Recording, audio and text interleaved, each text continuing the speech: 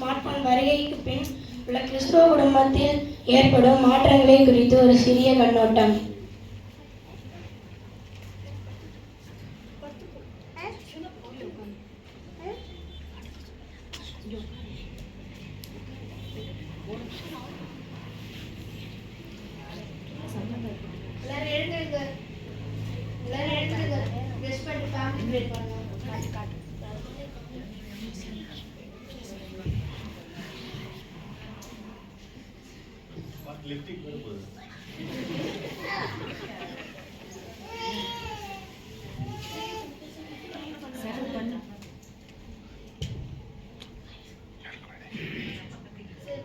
சாப்பிட்டு ஸ்கூலுக்கு கிளம்புங்க. சரிப்பா.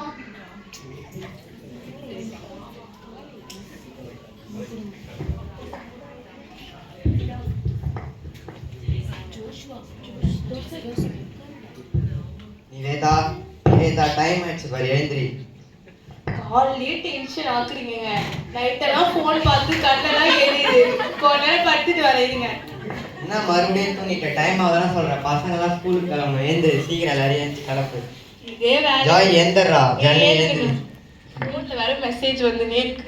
நீ காலைல ஃபேமிலி ப்ரேயர் பண்ணோம். சீக்கிரமா பல்லு வலிக்கிட்டு கிளம்பிட்டு வாங்க.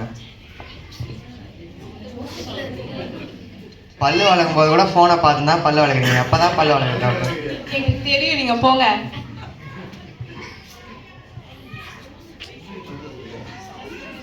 சமைச்சிட்டியா? இல்லைங்க, டைம் ஆயிடுச்சு. இவ்வளோ சமைக்க வேற இல்லை. சரி வா, ப்ரேயர் பண்ணலாம். ஒரு நாள் பண்ணா ஒன்றும் ஆகாது. சாயங்காலமா பண்ணிக்கலாம், இருங்க. சரி, ஏதாவது பண்ணிட்டு போங்க. இப்படியே பண்ணிட்டு இருந்தா ஃபேமிலி ப்ரேயரே பண்ண முடியாது போல.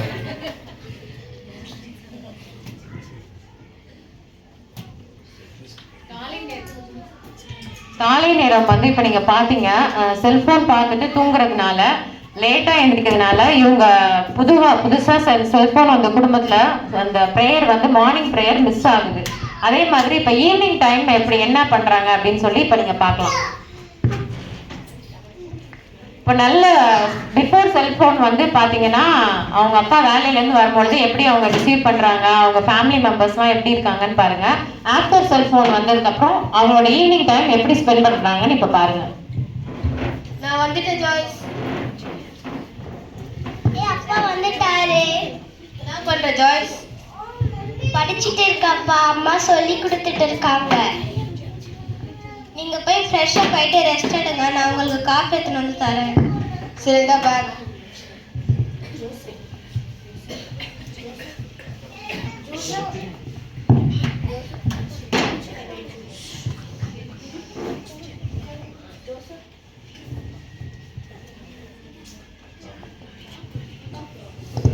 என்ன இது, கதவெல்லாம் திறந்தே இருக்கு.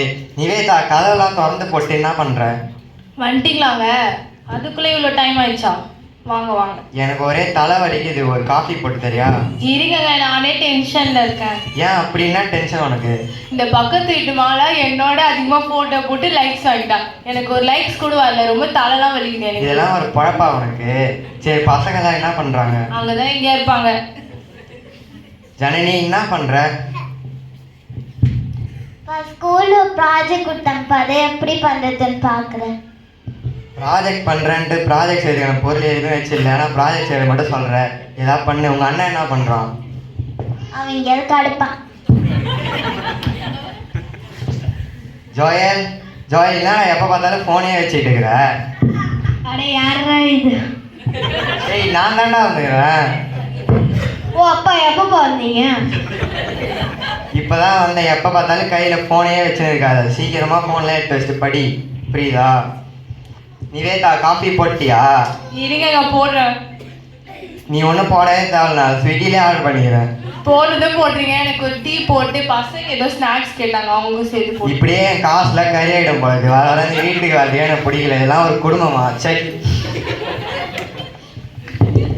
மாலை நேரம் வந்து இப்படிதான் அவங்க ஸ்மார்ட் போன் இருக்கிற வீடு இப்படிதான் ஸ்பெண்ட் பண்றாங்க அவங்க டைமை.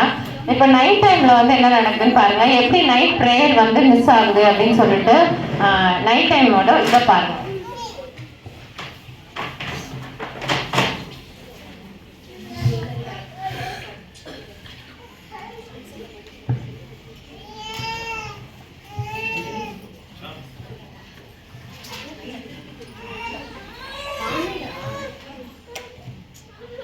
Joyce, homework finished.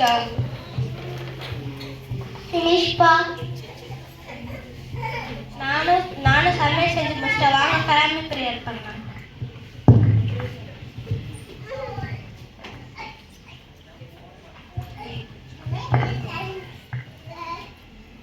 நம்ம நேரத்தோட படுத்தாதான் காலை நேரத்தோட சர்ச்சுக்கு போக முடியும்.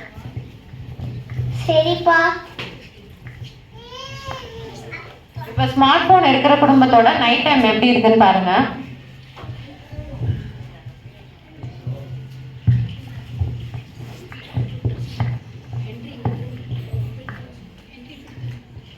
நிவேதா சமைச்சிட்டியா? இல்லைங்க, இப்பதான் வீடியோ ஆன் பண்ணி என்ன சமைக்கிறதுனே தெரியல, பார்த்துன்னு இருக்கேன். ஜோயல் ஹோம்ஒர்க்லாம் முடிச்சிட்டியாப்பா? முடிப்பாப்பா. சீக்கிரமா முடி. காலையிலயும் ஃபேமிலி ப்ரேயர் பண்ணி இப்பயாச்சும் பண்ணிட்டு தோணும், சரியா? சரிப்பா. சமைச்சிட்டியா? இருங்கங்க, ஒன்றும் முடியல. அப்பா பசி இருக்கா, சாப்பிட்டு பண்ணுவோமா? சரி, சாப்பிட்டே ஃபேமிலி ப்ரேயர் பண்ணுவோம். வாங்க சாப்பாடு சாப்பிடுங்க. எனக்கு கொஞ்சம் குழம்பு ஊத்து. அங்கே தானே இருக்கு, எடுத்து ஊற்றி சாப்பிடுங்க. பல்லு வளரும் போது தான் ஃபோன் பார்க்குறீங்க, பார்த்தா சாப்பிடும் போது ஃபோன் பார்த்து தான் சாப்பிட்றீங்க. இருங்கங்க, ஒரு ஃபோன் வருது.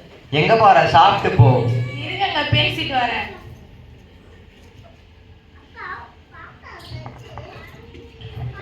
அப்பா ஒரு நிமிஷம் வந்துட்டேன். நீயும் போயா? சரி போ. நிவேதா பேசிட்டியா? இருங்கங்க, என் ஃப்ரெண்டு ரொம்ப வருஷம் கழிச்சு பிரான்ஸ்லேருந்து கால் பண்ணியிருக்காங்க. நான் பேசிட்டு தான் வருவேன். டேய், நம்ம தான் எல்லாத்தையும் எடுத்து வச்சுட்டு தூங்கணும் போல இருக்கு. நிவேதா என்னதான் பண்ற? சீக்கிரம் சாப்பிடுவா. காலிலேருந்து நோய் நோய் கத்தினே இருக்கீங்க. ஒரு நாள் பண்ண ஒன்றும் ஆகாது, நீங்களே பட்டு பாருங்க. சரி வாடா, நம்மளே ப்ரேயர் பண்ணி எல்லாத்தையும் எடுத்து வச்சுட்டு தூங்கலாம். சரிப்பா.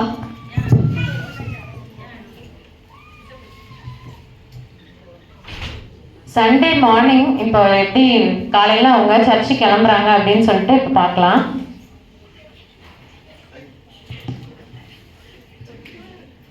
ஸ்மார்ட் ஃபோன் வருகைக்கு முன் பார்த்தீங்கன்னா பேக்லாம் எடுத்து வச்சுட்டு எல்லாரும் வந்து சண்டேக்கு வந்து நேரத்தோட கிளம்பி இந்த குடும்பத்தில் இருக்கவங்க சர்ச்சு கிளம்புறாங்க.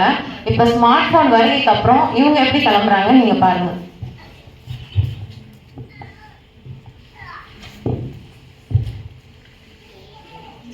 கிளம்பிட்டீங்களா? டைம் ஆகுது.